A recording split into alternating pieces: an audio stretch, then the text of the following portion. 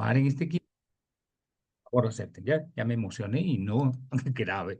Pero bueno, ya está aquí. Entonces, miren, eh, el libro de la sabiduría nos dice también cuáles son las advertencias que hace. Si bien es cierto, Dios quiere el gobierno, el reinado, lo apoya, porque Él es una imagen también de que Él es Dios rey, le hace una advertencia a los reyes.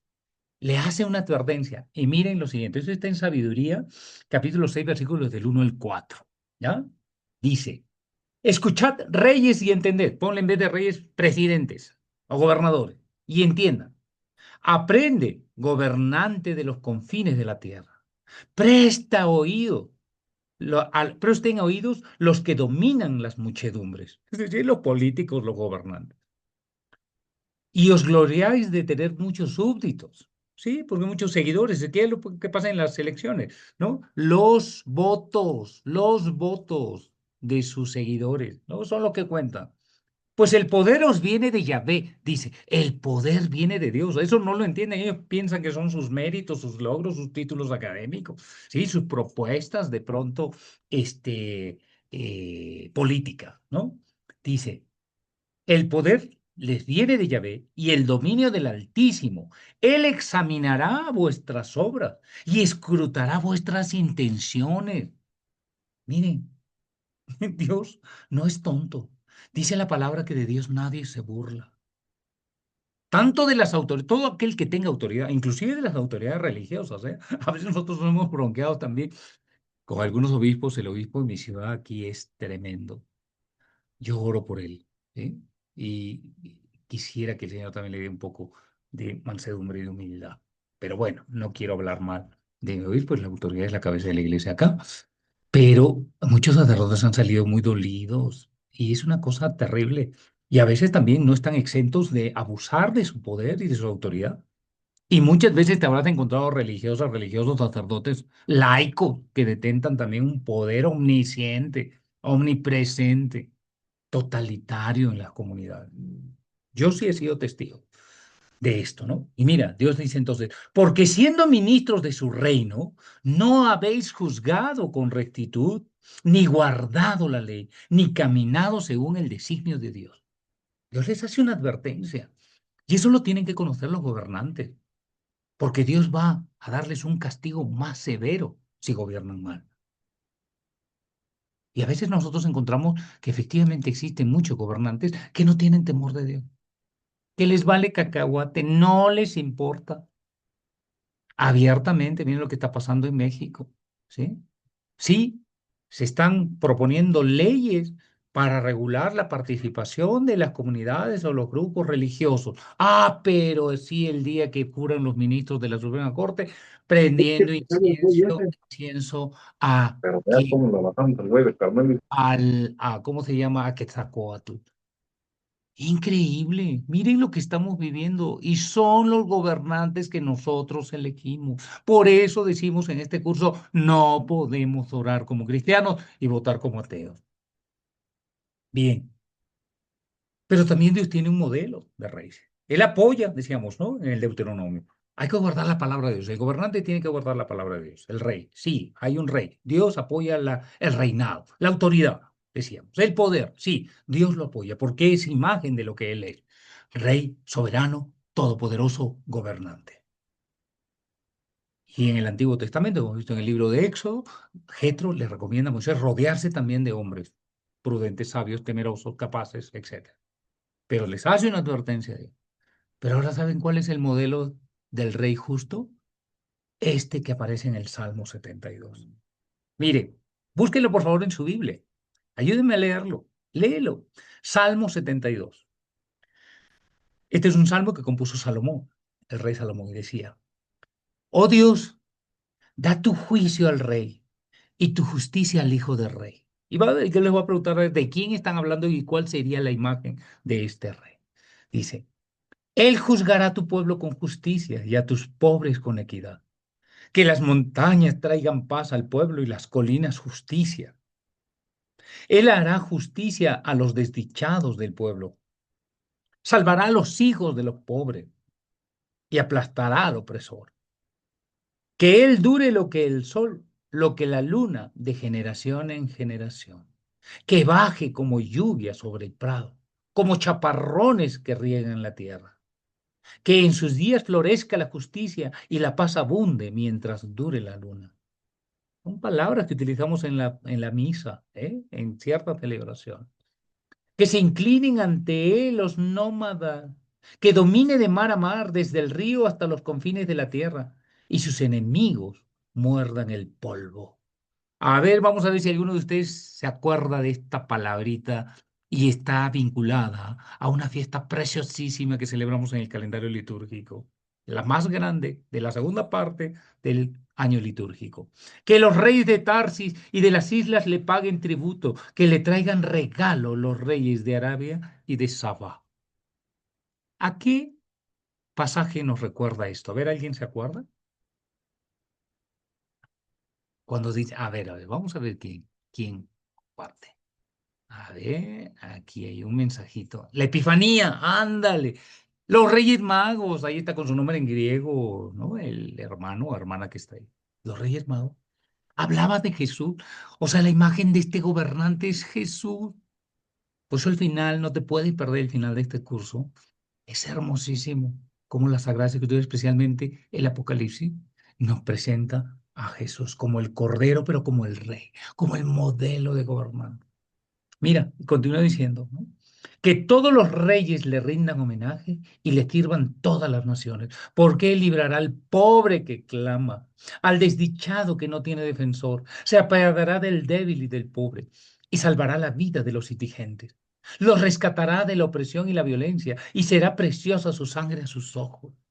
Que Sí. viva y que se le dé oro de Sabá, que se oren por él sin cesar, y sea bendito todo el día, dice que hay en el país abundancia de trigo. Miren, no es lo que a veces escasea. Ustedes se van a Cuba, van a ver cómo se mueren de hambre. En Cada Venezuela ha trigo pasado. abundante. ¿Sí? ¿Sí? Ya, ajá. Nuestros microfonitos para que no se nos filtre, por favor, los sonidos. Dice, que hay en el país abundancia de trigo, que ondee en la cumbre de los montes, que su fruto brote por el Líbano y florezca la ciudad como la hierba del campo, que perdure su nombre para siempre y su linaje como el sol, que él sea la bendición de todos los pueblos y todas las naciones lo proclamen feliz. Bendito sea Yahvé Dios, el Dios de Israel, el único que hace maravilla. Bendito sea su nombre, glorioso para siempre, y que su gloria llene toda la tierra. Amén, amén. ¿De quién está hablando? ¿De quién está hablando, hermano? Alguien que prenda su micrófono y lo proclame, que lo diga fuerte.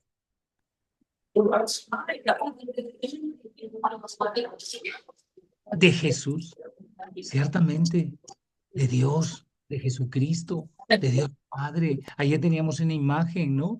De Dios que estaba, vamos a ver si la volvemos a poner, ¿sí? De este Dios que reina sobre el mundo, que es Dios soberano, ¿sí? Y que reina sobre la tierra. Y que a Él sea la justicia, el honor, todo el poder, la gloria. ¿Sí? A ver si es que, ándale, no, este no es, este es el tema. Y, a ver, vamos a ver la imagen. No, no, no, no, no, no, no, no, no, no. Ya nos estamos yendo al último tema. A ver, aquí. Esta era la imagen que habíamos visto ayer y que nos compartía este Chepe en su tema.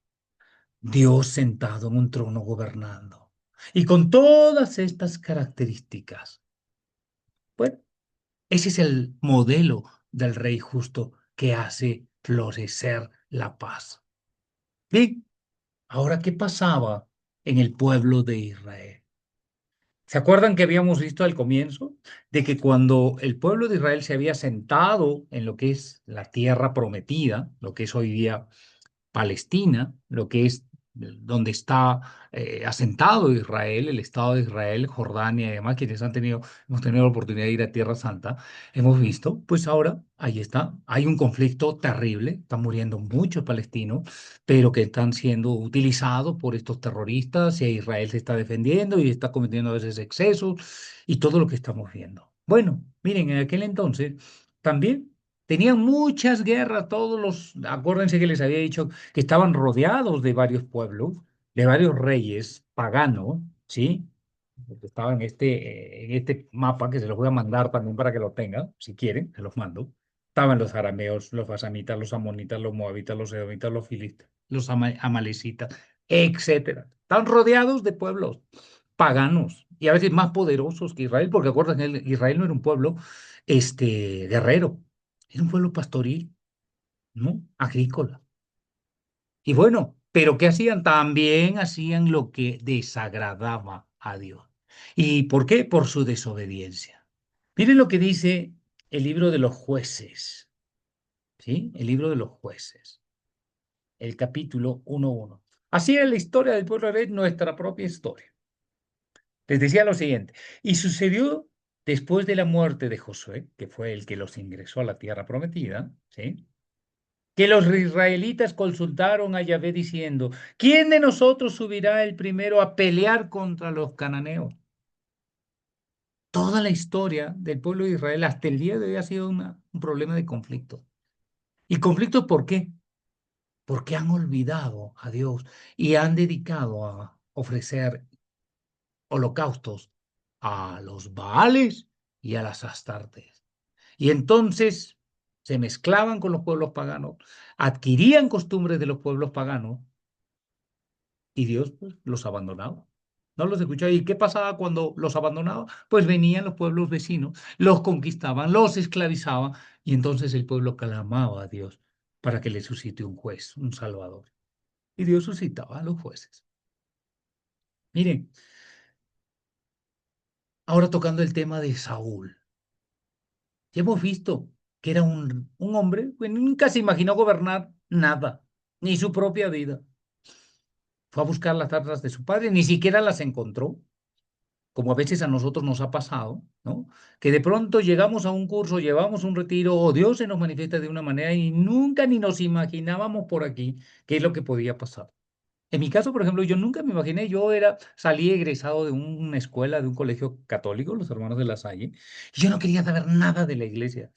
Además, recibía un testimonio de los padres, de los hermanos de la Salle que nos golpeaban. Había hermanos buenos, pero nos golpeaban, nos maltrataban en un colegio de varones. Yo no quería saber nada absolutamente.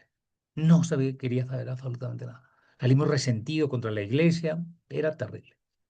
Y mi hermana, Miluska, casada, ella me invitó en su momento, ¿no? A un retiro. Me aburrió olímpicamente. Pero algo me quedó así como una curiosidad porque veía mucha amistad entre los miembros de esta comunidad que se llama el Talita Kumi, que se reunía en una parroquia aquí en la ciudad, a cargo de los padres carmelitas, que eran españoles, ¿no? Carmelitas descalzos. Y me acuerdo que me gustó la fraternidad que había entre ellos, pero lo que no me gustaba era que después de que había un retiro, después se dedicaban a tomar y a ver si emborrachaban. Yo no entendía eso, pero decía, bueno, a lo mejor era así. Y cuando llega a mi experiencia, un seminario bien en el espíritu y la renovación carismática, ahí sí, Dios me dio de trancazos, ¿no? Y azoté y caí. Y nunca me voy a olvidar de aquella noche en la que oraron por mí y la que el Señor se manifestó en mi vida. Y desde ese día hasta el día de hoy, con mis altibajos, mis infidelidades, mis pecados, a veces queriendo dejar y abandonar a Dios, me ha llevado por lugares donde yo no me he imaginado.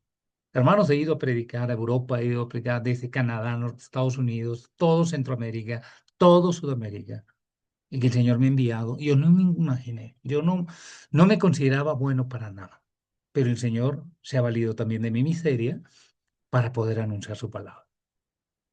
Bueno, mire el caso de Saúl. Sí, parecía bueno, tenía altura, tenía guapura, sí, era gallardo, era valiente, hasta ganó una batalla. Su reino duró 2 años, ¿no? Dice la Escritura. Pero desobedeció a Dios. Y el gran mal que estamos viviendo actualmente por medio de nuestras autoridades, nuestros gobernantes y demás, es la desobediencia. La desobediencia, ¿sí? Entonces, el día de mañana, Juan Becerra y su esposa Mari nos van a hablar de cómo deben ser los gobernantes de acuerdo al corazón. Ya hemos visto este Salmo 72 es el modelo del rey justo, pero vamos a ver qué dice la palabra del Señor también con respecto de cómo deberían ser nuestros gobernantes y cómo son los gobernantes malos. Los gobernantes de Dios, los gobernantes del mundo. ¿Sabes qué? Por tercera vez, Saúl desobedece a Dios y peca contra él, porque va a aparecer la envidia en su corazón y va a desear matar a David. David fue el rey que lo secundó. Y vamos a hablar rápidamente también de él y de Salomón, que son los gobernantes más destacados del pueblo de Israel. Pero miren, la primera vez, ¿se acuerdan? La primera desobediencia que hizo Saúl fue suplantar a Samuel. La segunda, desobedecer a Dios, ¿sí? Perdonándole la vida a Amalek, ayer nos hablaba, nos lo decía Chepe, y conservar el ganado y los bienes de este rey. Cuando Dios le había dicho, no le puedes perdonar la vida. Entonces Samuel terminó matando a Amalek y sacrificando todo lo que se había pretendido quedar. Saúl, inclusive echándole la culpa al pueblo. Yo, no, es que el pueblo ha dicho, como hacen nuestros gobernantes, ¿no? No, pues es la decisión del pueblo, somos nosotros los representantes del pueblo, el pueblo quiere, el pueblo dice. Vamos a leerlo, miren. Dice 1 Samuel 16, 14, 14. El espíritu de Yahvé se había apartado de Saúl y un espíritu malo de parte de Yahvé lo atormentaba. Miren la primera vez que en la escritura hace referencia a un espíritu que le envía Yahvé. Mira, Dios no envía males, pero en la mentalidad del pueblo de Israel, en la mentalidad antigua, dice también el Deuteronomio, de Dios viene el bien y también a veces el castigo. No el mal, porque Dios no puede, el bien no puede obrar el mal. Dios es bondad absoluta y en él no hay mal. ¿Se acuerdan un poco de Job? Cuando el demonio entra en ese diálogo, que parece un diálogo irreal, porque ¿cómo es posible que Dios hable con el demonio, no? Pero hay una sabiduría, ¿sí? Y le pide permiso, es verdad, Elena, le pide permiso dice a Dios, sí, bueno, quiero ver si Él te adora, te alaba, ¿sí? Porque tiene todo. Tiene, le has dado riquezas, le has dado hijos, le has dado, pero a ver, tócales. Y Dios lo permite. Y en el caso de Saúl, también permite que un espíritu malo lo atormente. Dice entonces Samuel 18, del 8 al 11. Saúl se irritó mucho, se encabronó, discúlpeme, se enojó, se molestó y se disgustó con esto que le decía Samuel de parte de Dios. Y le dijo, mira, ¿por qué? Porque ya hemos visto que David había vencido a Goliat, ¿se acuerdan de esa famosa batalla, ¿no? Contra los filisteos, y en la que David había vencido a este gigante y le había otorgado la victoria a Israel. Por cómo le entró la envidia, dice que cuando la gente decía, a David le dan 10,000, ¿no? Decía, David mató, eh, Saúl mató a 1,000 y David a 10,000. Y eso le por eso le entró la envidia a Saúl. Y él dijo, no, dijo, a David le dan 10 millares y a mí solo 1 millar. Solo les falta el reino. O sea, empezó a sentirse amenazado.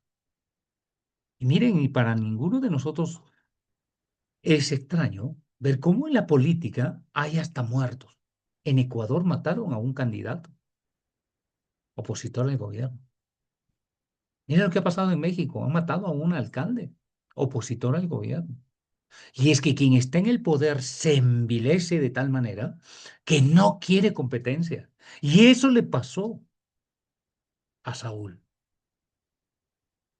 Se había apropiado del reino. No pensó que el reinado era un motivo de servicio, sino quería quedarse y apropiarse de él.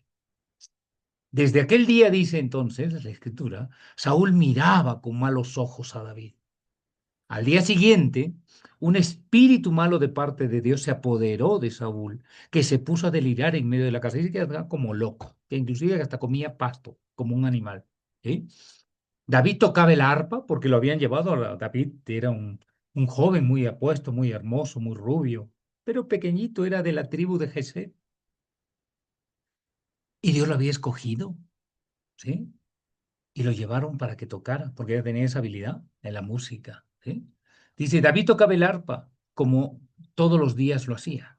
Y Saúl tenía la lanza en su mano. Y Saúl blandió la lanza pensando, clavaré a David en la pared. Pero David se esquivó 2 veces delante de él. O sea, lo quiso matar 2 veces, hasta una tercera. Dice Primera de Samuel, capítulo 19, versículos del 8 al 10. De nuevo hubo guerra, otra vez guerra. David salió a combatir a los filisteos y les causó una gran derrota. Mira, David, no Saúl, porque ya Saúl estaba loco, ¿sí? De modo que huyeron ante él. Pero un espíritu malo de parte de Yahvé se apoderó de Saúl por 3 veces, que estaba sentado en su casa con su lanza en la mano, mientras David tocaba el arpa. Y Saúl intentó clavar a David en la pared con su lanza, pero él se esquivó delante de Saúl, y la lanza se clavó en la pared. David huyó y escapó aquella misma noche. Mira, cuando hay división, cuando nosotros nos apoderamos de los bienes de Dios, ¿sí? Ocurre precisamente de que entra la envidia, entra también la división, entra la muerte. Mira, el catecismo de la Iglesia Católica dice al respecto de ello, ¿ya? Sobre todo de la envidia, de la división y de cuando Dios nos abandona, lo siguiente. En el punto 2539, mira lo que dice el catecismo de la Iglesia. La envidia es un pecado capital. Manifiesta la tristeza experimentada ante el bien del prójimo y el deseo desordenado de poseer, aunque sea en forma indebida. Cuando desea el prójimo un mal grave a su prójimo, ¿no? Cuando deseamos un mal grave al prójimo, es un pecado mortal. San Agustín veía a la envidia como el pecado diabólico por excelencia. Y nosotros lo hemos experimentado. A veces también la envidia de los bienes espirituales. ¿Cuántas veces no hemos visto de pronto, él lo envían a predicar y a mí no? A él lo siguen más, se conectan más con él y conmigo no. Y de pronto surge la envidia. Inclusive cuando a veces estamos en nuestra casa, en nuestro vecindario, en nuestra colonia, y vemos que de pronto el vecino tiene un mejor carro que nosotros, o tiene una mejor casa que nosotros, o tiene un mejor puesto que nosotros, una mejor ropa que nosotros. Y es nuestra naturaleza caída. Y somos envidiosos y envidiamos el bien de los demás, y eso no es amor, no es caridad. Y eso genera pues precisamente división.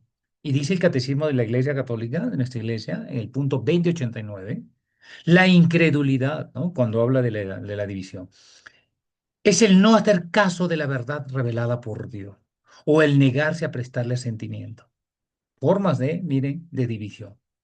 A veces con la herejía. ¿Qué es la herejía? Dice, es la negación pertinaz después de haber recibido el bautismo de una verdad que ha de creerse con fe divina y católica o la duda pertinaz sobre la misma. Yo conozco muchos católicos, bueno, de bautismo, que ya son ateos, que no creen, que te cuestionan, que te critican, que te juzgan. En la mañana pasaba por la ciudad de aquí en Arequipa, cuando gusten venir, es una ciudad muy bonita, tiene una plaza hermosa. Y hoy día en la catedral hay varios puestos de los sacerdotes que están confesando por este año de la esperanza, este jubileo de la esperanza. Y conocí a un padre, un sacerdote hindú, bueno, indio, me corrigió porque yo siempre decía hindú, no, indio, ¿no? De una congregación carmelitas. Y bueno, empezamos a hablar, me confesé con él y me decía, ¿no? Sí, que a veces, porque lo que estaba pasando también en África, conversamos brevemente, ¿no? Y en la India, ¿no? La idolatría y ahora que es un país tan grande con el país que tiene la mayor cantidad de habitantes, ¿no? Más de 1.500 millones de habitantes. Y me decía, sí, también hay en los grupos pequeños, ¿no? Conservan la fe cristiana católica. Hay mucha gente que no cree en Dios, que prefieren también pasarse a esas sectas, digamos, idolátricas, ¿no? Que son ancestrales, milenarias. Está también la apostasía, que es el rechazo total de la fe cristiana. El cisma, la división, ¿no? Es el rechazo de la sujeción al sumo pontífice o la comunión con los miembros de la iglesia. Bueno, esas son formas de división y por ende Dios nos abandona. Dice el Catecismo de la Iglesia Católica en el punto 2088. El primer mandamiento nos manda a alimentar y guardar con prudencia y vigilancia nuestra fe y rechazar todo lo que es contrario. Amar a Dios sobre todas las cosas y al prójimo sobre, como a uno mismo, dice Jesús. ¿Sí? Hay diversas maneras de pecar contra la fe. Una de ellas es la incredulidad. Cuando no creemos en Dios, Dios también nos abandona. ¿Sí? Bueno, entonces miren, este rey, el rey Saúl, había caído tan bajo, había desobedecido a Dios y Dios decide abandonarlo. Como ha abandonado a muchos de nuestros líderes, de nuestros gobernantes y demás. Ahora, mira, sí, también tenemos al rey David. El rey David era un hombre con el corazón, diríamos, de Dios. ¿Se acuerdan de la historia de David? Era un pastor. Y cuando Samuel va a elegir al nuevo sucesor de Saúl, porque ya Dios lo había rechazado, pues se dice, sí, bueno, a ver, a Jesé, a ver, ¿cuáles son tus hijos? Y le trae a todos sus hijos. ¿Será este el ungido por Dios, el elegido, al mayor? No, no, no, no, no, pasaron todos los hijos. ¿No tienes ninguno más? Ah, sí, tengo uno, pero no sé, no creo, porque es un jovencito, es pastor. ¿Qué está haciendo? ¿Dónde está? Está pastoreando, llámalo. Y entonces lo llaman, lo traen a la presencia de Dios. Y Dios le dice, sí, ese es al que yo voy a elegir. Y lo unge como rey. Claro, lo unge como rey después de que muere Saúl. Vamos a ver. Pero era un rey del cual iba a descender el Mesías, ciertamente.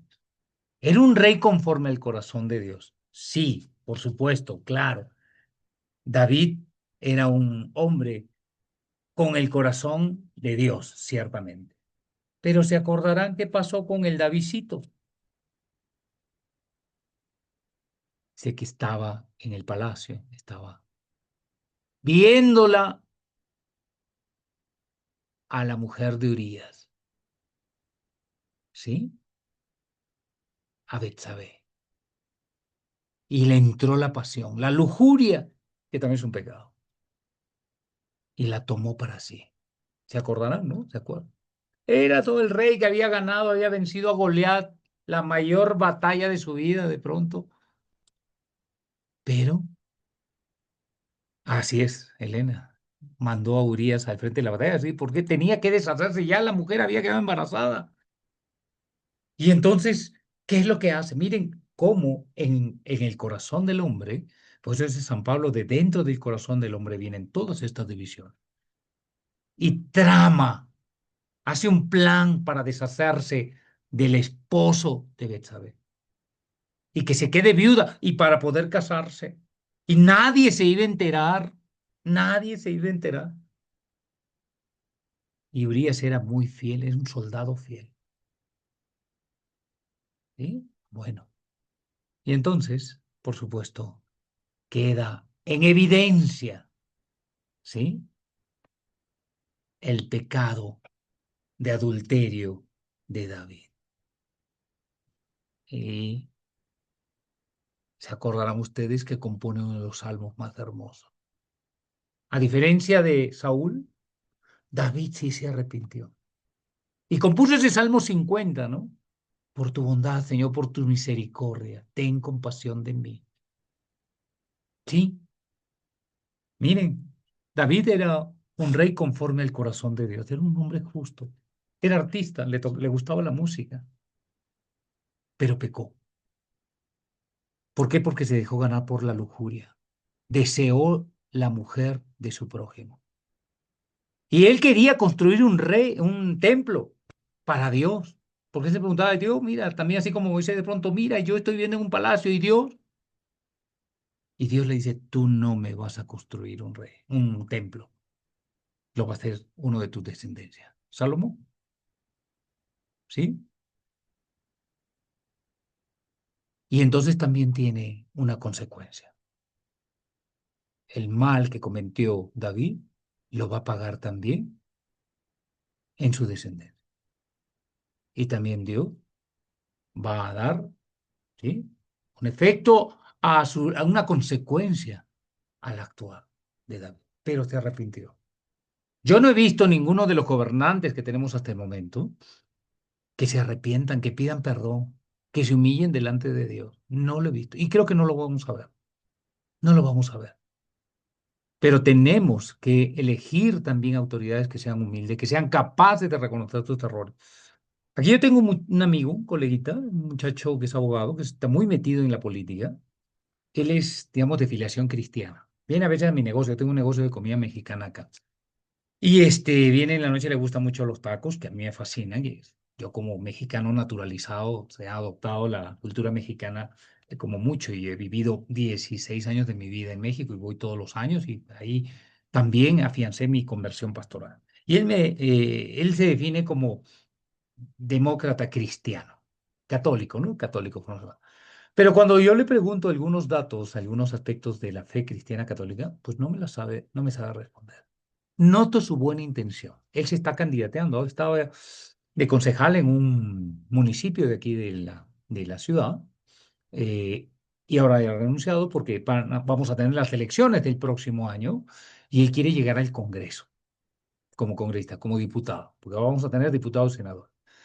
Y yo le digo, bueno, pero mira, si tú eres cristiano, al menos él tiene claro que está a favor de la vida, a favor del matrimonio, a favor de la educación, diríamos, a manos de los padres de familia.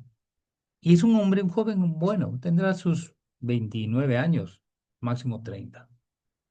Y yo he dicho, yo voy a votar por ti, pero tienes que también formarte. Si tú te dices demócrata cristiano, tienes que confesar a Cristo y tienes que conocer también las enseñanzas de Cristo. Hasta el momento me ha evadido el que podamos hacer. Yo le invité a este curso, pero no se ha conectado. Pero bueno, digo, yo voy a votar por ti, pero tienes que garantizar esto, ¿no? La defensa de la vida, la defensa de la libertad religiosa y demás. Y que no nos metan gato por liebre, como lo estamos viendo que ocurre en reiteradas ocasiones. Bueno, así terminó David. Y claro, tuvo un hijo, Salomón, el rey sabio, el rey sabio, este rey que recibió de parte de Dios mediante un sueño esta invitación y le dice, pídeme lo que quiera. ¿Y qué le pidió? Salomón, ¿qué le pidió? No le pidió riqueza, no le pidió de pronto una agenda, no le pidió de pronto un plan para, diríamos, a ver, vamos a atraer inversiones extranjeras, vamos a dar vales de despensa. ¿Qué le pidió? Sabiduría. Sí, sabiduría para gobernar. Y con eso le vino todas las riquezas, perdón, ya me emocioné, eran tantas que hasta la reina de Saba, vino a escuchar la sabiduría de Salomón. Pero ni con todo eso, Salomón con toda sabiduría, ni se comparaba a Jesucristo. Porque Jesús decía también, aquí hay alguien más que Salomón. Ustedes admiran, la reina de Saba vino a escuchar la sabiduría de Salomón, pero aquí hay alguien más que Salomón. Pero ¿saben qué pasó con el rey Salomón, que construyó el templo de Jerusalén? ¿Sí? Porque David había establecido la capital del pueblo de Israel en Jerusalén. Tuvo 700 esposas y concubinas y se casó para hacer alianzas, sí, también con los reinos del norte, con los reinos circunvecinos de los amonitas, jebuseos y demás. ¿Y qué hacían las mujeres? Por eso las mujeres cuentan y tienen un papel fundamental en las familias. Son las que traen también la devoción o la quitan. La traen o la quitan. Y entonces ellas lo orientaban a Salomón. Les decía, ah, bueno, sí, tú tienes tu Dios, pero nosotros también tenemos nuestros dioses. Y entonces, ¿qué hizo Salomón? Pues les puso altarcitos a cada una de sus mujeres en el templo de Israel, el templo de Jerusalén. Introdujo ídolos en el templo. Mira, hasta el más sabio. ¿Qué significa esto? No vamos a elegir a santos, no vamos a elegir ángeles, no, porque no los tenemos, no somos así. Pero sí tenemos que saber elegir, discernir a quiénes le vamos a entregar las riendas de nuestros países, porque a quienes le demos el poder, nosotros vamos a subir las consecuencias o las beneficencias de las acciones que lleven a cabo estos gobernantes. Y esto mismo también lo tenemos que traer a nuestras familias, a tu familia, en tu comunidad, en tu iglesia doméstica, que es la familia, donde el padre también tiene que ser un ejemplo de gobierno, donde la madre también debe ser un ejemplo de gobierno, si estás sola, si no tienes a tu esposo al lado o al padre de tus hijos. Y cuidar tu corazón, cuidar nuestro corazón.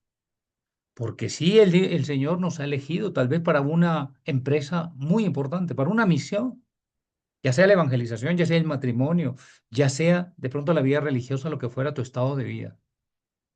Pero tener un corazón siempre dispuesto a someterse a Dios. Y lamentablemente no lo vivimos, a veces ni en la misma iglesia. Y hemos visto, ¿se acuerdan? Después de que Papa Francisco, cuando estaba el Santo Padre, Papa Francisco, y dio, diríamos, la posibilidad de bendecir a las parejas homosexuales, ¡wow! En la iglesia hubo un revuelo. Sí, causó confusión, causó confusión. Y bueno, y él asentía y decía, a ver, no se bendice el pecado, se bendice a la persona. Bueno, pero si la persona no quiere cambiar, Santo Padre, ¿qué? Va a seguir bendiciéndose. Ahora, acabo de leer en la mañana una noticia, espero que no sea verdad, voy a investigar un poco más, que la conferencia del episcopado alemán, los alemanes se han vuelto tan progresistas y tan contrarios a la doctrina sana y la tradición de la iglesia, y han hecho un protocolo para bendición de parejas homosexuales. Y ahí están en las redes sociales, está por ahí. Vamos a ver si lo confirmamos. Pero miren lo que está pasando. Nosotros no rechazamos a nadie, no podemos rechazar porque tan pecador es un heterosexual como un homosexual. Igual, somos de naturaleza pecadora. Pero una cosa es permanecer en el pecado y ser reticente en el pecado, no arrepentirnos. Uno puede pecar varias veces y te tiene que levantar, claro. Y tenemos que luchar contra el pecado. No tenemos que adaptarnos al pecado. Y ese es un reto. Y esa es una espina que tenemos, así como a San Pablo, clavada en nuestro corazón, clavada en nuestra vida. Y entonces tenemos que recurrir con humildad ante el Señor. Pero ahora estamos discerniendo por quién vamos a votar. Entonces, mira, tienes ejemplos de cómo les ocurría lo que les ocurría a los jueces, en tiempo de los jueces. Lo que le pasó a Saúl, lo que le pasó a David, lo que le pasó a Salomón. Por eso San Pablo dirá, dice, Jesucristo mismo dirá, hay que trabajar con temor y con temblor por nuestra propia salvación. A mí me cuesta también, yo tengo un carácter fuerte a veces en casa con mis hermanas, yo tengo unas dos hermanas aquí en casa, tenemos tres pisos, es un condominio y cada quien vive en su piso. Y mis hermanas tienen también un carácter muy fuerte, y yo tengo que morderme la lengua para no continuar con las bromas, porque también soy así como un cerillito. Y más abogado, en fin, imagínense. Entonces tengo que pedirle al Señor que me dé paz, que me dé tranquilidad, que me muerda la lengua para no responder. Y ya no quiero responder. Y tengo que controlarme. Y es un trabajo bien difícil, porque tengo que también dar testimonio. Porque no lo hacemos, nos van a saber decir, ay, tanto van a la iglesia, ¿ve? Para esos aquí suelen decir, come hostias, discúlpeme con la palabra, ¿no? De feca diablos. Póngale la palabra más cruda, ¿no? Traga hostias de feca diablos. Bueno, nos dirán de todo si es verdad, pero tenemos que siempre volver al humus, a la humildad. Mira, unos santos de nuestra iglesia, San Agustín de Hipona, el gran doctor de la iglesia, el autor de la ciudad de Dios, ojalá que hayan podido leer esa síntesis que les mandé de la ciudad de Dios, eh, decía algo, ¿no? Donde hay división, no puede haber caridad. Donde no hay caridad, no puede no puede haber bien. Es verdad. Y nuestros países están divididos. Perú acaba de romper relaciones diplomáticas con México. ¿Por qué? Porque México le ha dado asilo a una dirigente política que fue la primer ministro de presidente Castillo, que está ahora preso, que dio un golpe de Estado. Y bueno, hay división. ¿no? Los pueblos tan hermosos, tan hermanos, con unas historias tan similares, ahora estamos pues divididos. Bueno, no entre los ciudadanos, no nuestras autoridades, están peleadas. San Vicente de Paúl, se acordarán de este fundador de esta congregación que asistía a los niños pobres y a los menesterosos. Hablaba de la humildad y la división. Decía San Vicente de Paúl: es el espíritu del hombre, el espíritu de división, que bajo capa de bien se introduce en las casas y siembra la discordia. La verdadera paz y unidad solo se hallan en la humildad. Mira, contra la división, dice la humildad. Bueno, pero no somos humildes. Yo creo que es la virtud más difícil de practicar, más difícil. No somos humildes. Yo confieso, de verdad, no soy humilde. Quisiera ser un poco más humilde. Y a veces en mi práctica profesional, porque me toca ver ya al juzgado, a ir al Ministerio Público, ir a las comisarías, a la policía, con mis clientitos, ¿no? Y me es difícil, porque a veces quieren aprovecharse, creen que porque uno es cristiano, y les habrá pasado a ustedes, creen que porque somos cristianos católicos tenemos que aguantar siempre todas las humillaciones y que nos posterguen y poner la mejilla derecha y la izquierda las veces que sean necesarias. Y no es así. Digo, no. Digo, den gracias a Dios que soy católico, que soy cristiano católico, porque si no lo fuera, me los como vivo. Pero también tengo que dominar. Y le pido al Señor que me dé la humildad. Y tú también pídele. Si tú estás batallando con tu carácter, con tu forma de ser, pídele al Señor que te dé humildad y que nos dé gobernantes humildes. Mira, Santa Teresa también hablaba de esa división que a veces se causa o se produce en nuestras comunidades, en nuestros países, en nuestras sociedades, hasta en la misma iglesia. La gran división y malicia que el demonio intenta sembrar, es decir, la cizaña entre los siervos de Dios, no se vence sino con gran amor, humildad y caridad. Amor, humildad y caridad. ¿Quién como los santos? Nosotros no somos santos, no vamos a elegir santos, pero sí tenemos que elegir con sabiduría, con rectitud. Y para eso es este curso. Miren, hace unos días vino, les comparto, ¿no?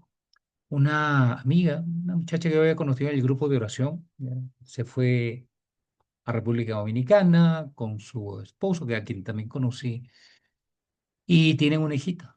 Bueno, la cosa es de que terminó muy mal ese matrimonio, ella se regresó para acá, él se fue con otra mujer, vive en los Estados Unidos y me vino a buscar pidiéndome ayuda para ver cómo podía hacer para poder reclamar los alimentos, la pensión alimenticia.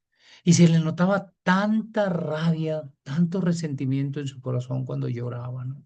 Y decía, ya, sí, yo ya no quiero saber nada, ya nos divorciamos, sí, pero yo quiero por mi hija. Y a veces utilizamos a los hijos para hacer sentir mal al papá o a la mamá a la inversa. Y notaba también en su corazón ese resentimiento, esa división, esa tristeza profunda, ¿no? De saberse traicionada, de saberse postergada. Y él les decía, bueno, mira, ¿tú alguna vez creías en Dios? ¿Creías en el Señor? Y eras practicante. Y ahora tienes que volver a Dios. De pronto, a lo mejor, todo lo que está mostrando ahora con esto que estás viviendo con su hijita, tiene 16 años, y la quiere enviar con su papá allá a los Estados Unidos. Y yo le decía, bueno, mira, tú tienes que discernir primero. Dios quiere darte la paz, la tranquilidad y gobernar tu vida también, porque siento que llevas mucho resentimiento. Y se soltó a llorar aquí en mi despacho. Y veo el sufrimiento que ocasiona la división, la cizaña, la envidia, ¿no? El rencor, el maltrato, los traumas, todo lo que vivimos. Y somos por eso reflejo de cada uno de los personajes de la Biblia, tanto de los buenos como de los malos. Y no se trata de que seamos santos. El Papa Francisco decía que la iglesia es un hospital de pecadores, donde nos tenemos que sanar, curar poco a poco, cada día, y unos a otros. No somos un museo de santos, pero también tenemos la responsabilidad, porque sin santidad nadie verá a Dios. Y yo no sé cómo vivas en tu casa, yo no sé cómo vivas en tu trabajo, cómo sea tu vida, como una lámpara o como una oscuridad. A lo mejor te identificas con uno de estos reyes. A lo mejor eres un poco como Saúl, le has desobedecido, has suplantado a Dios y le has desobedecido. Dios te daba y te decía y te insistía y tú te fuiste por otro camino. Y ahora ya no tienes a Dios. y te desespera. O a lo mejor fuiste como David, ¿sí? Adulteraste, deseaste la mujer o el hombre ajeno o los bienes ajenos. Y Dios te dio un carisma, una cualidad. O a lo mejor fuiste como Salomón también, bendecido, ¿sí? Con sabiduría, pero mira, terminó metiendo ídolos. ¿Cuántos ídolos has metido en tu corazón? ¿Cuántos ídolos has puesto en el corazón donde que gobierna la Trinidad? Bien, queridos amigos, queridos hermanos, estamos llegando al final de este tema 3. No podemos orar como cristianos y votar como ateos. No podemos hacerlo. Vamos a irnos a la capilla de adoración. Vamos a terminar, ¿sí? Esta, este tema poniéndonos en la presencia del Señor, ¿sí? Y pidiéndole que nos dé sabiduría también, que nos dé la posibilidad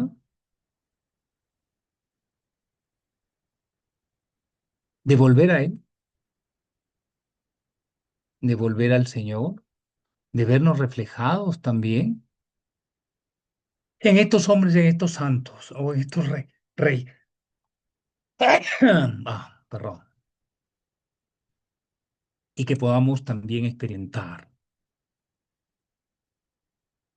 ese apoyo de Dios. No que Dios nos abandona, sino que Dios está también de nuestro lado. Y que podamos también decirle que lo queremos, que lo necesitamos.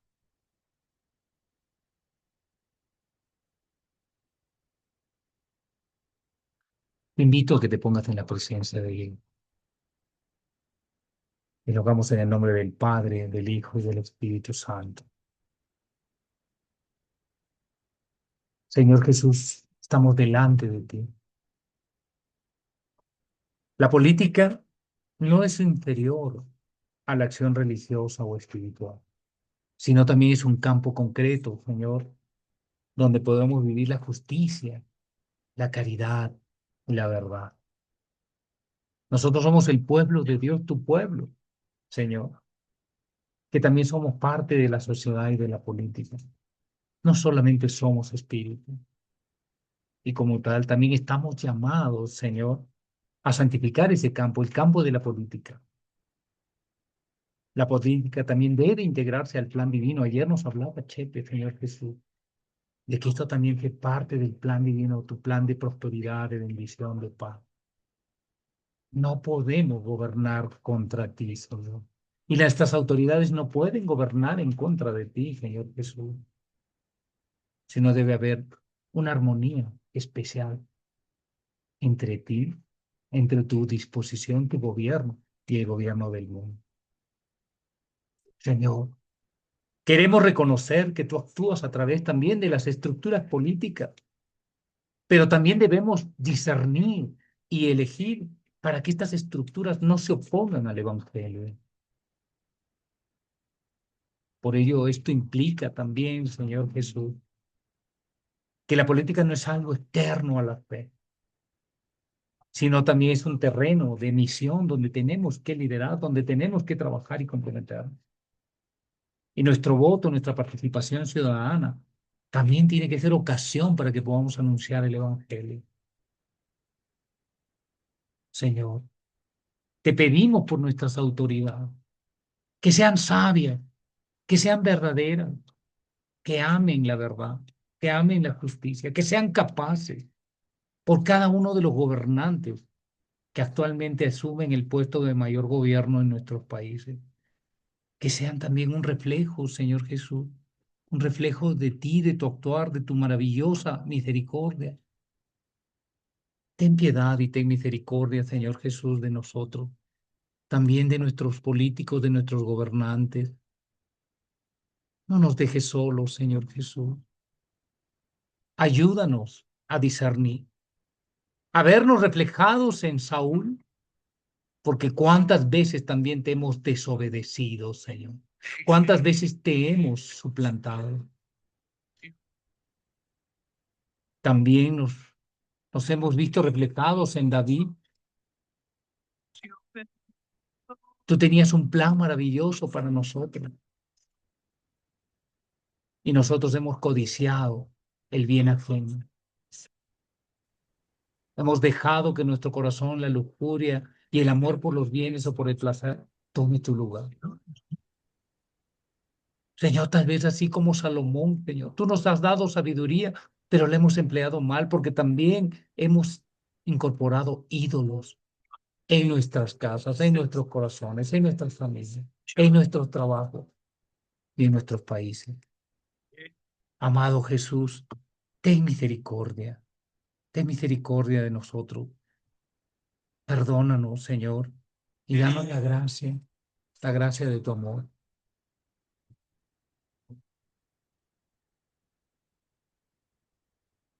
Yo te invito, Señor, a que hagas de nosotros también y de este curso un medio para poder escucharte. Te invito a que hagas tu oración en silencio, que también puedas expresarle a Dios lo que te inquieta, tus peticiones, lo que necesitas.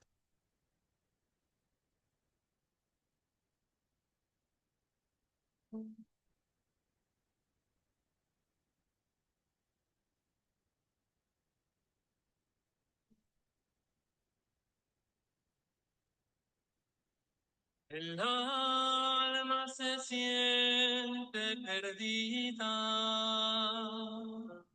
añora la voz del amado, como en los días de fiesta, y te está a su lado.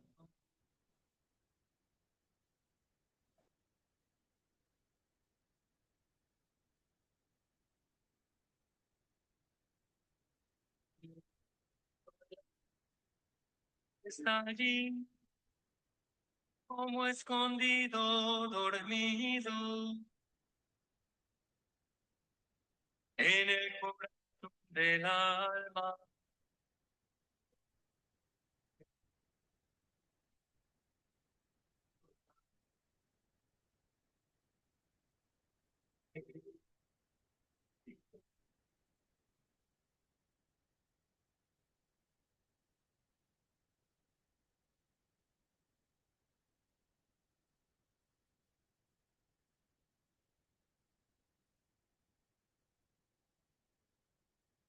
Amado Señor, gracias por tu palabra, gracias por el tiempo que nos das, gracias por habernos iluminado esta noche también con esta enseñanza. Ayúdanos también a discernir qué es lo que vamos a hacer, cómo nos vamos a comprometer, cómo podemos también incursionar en la política como cristianos católicos, dando testimonio de la verdad, de tu verdad. Que no nos avergoncemos de decir que somos creyentes, porque tú te avergonzarías también de nosotros. Señor Jesús, bendice a cada uno de los que estamos hoy aquí. Concédenos una noche santa, una noche de gracia, una noche de perdón y de misericordia. Gracias, Jesús. Vamos a terminar orando al Padre con la oración que nos enseñó Jesús. Padre nuestro que estás en el cielo, santificado sea tu nombre. Venga a nosotros tu reino. Hágase tu voluntad en la tierra como en el cielo. Danos hoy nuestro pan de cada día. Perdona nuestras ofensas, como también nosotros perdonamos a los que nos ofenden. Y no nos dejes caer en la tentación, y líbranos del mal. Amén. En el nombre del Padre, del Hijo y del Espíritu Santo. Amén. Muy bien, entonces vamos a desconectarnos de la capilla de adoración perpetua. Y pues bueno, bien, hemos terminado nuestra sesión tercera. El día de mañana estarán nuestros hermanos Juan Esterra y su esposa Mari Carmen Ayala. para compartirnos también el cuarto tema. Vamos a conocer cómo son los gobernantes según Dios, cómo son los gobernantes según el mundo. Y también vamos a conocer otra de las desobediencias de Saúl. Bien, entonces no queda más que decirles gracias por haberse conectado. Revisen también la grabación que se les manda en la tardecita, ¿sí? Y nuevamente les recuerdo si quieren apoyar de alguna manera con una ofrenda, ahí están las direcciones, los medios por los que pueden hacer para colaborar con la evangelización. Que el Señor los bendiga, que tengan muy buena noche. No sé si hubiera alguna pregunta que quieran hacer, la hacen por favor por el chat o por el WhatsApp y con todo gusto aquí las vamos eh, a escuchar y a esperarlo para el día de mañana, en el que vamos a tener nuestro cuarto tema. ¿Ah? Bien, que pasen muy buena noche, que el Señor los bendiga y seguimos en contacto.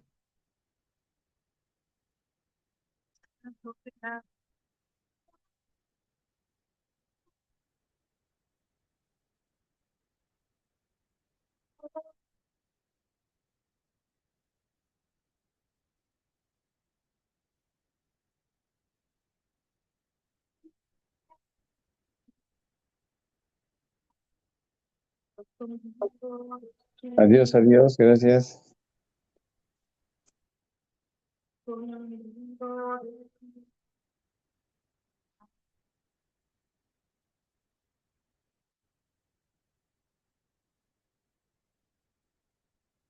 Esconderá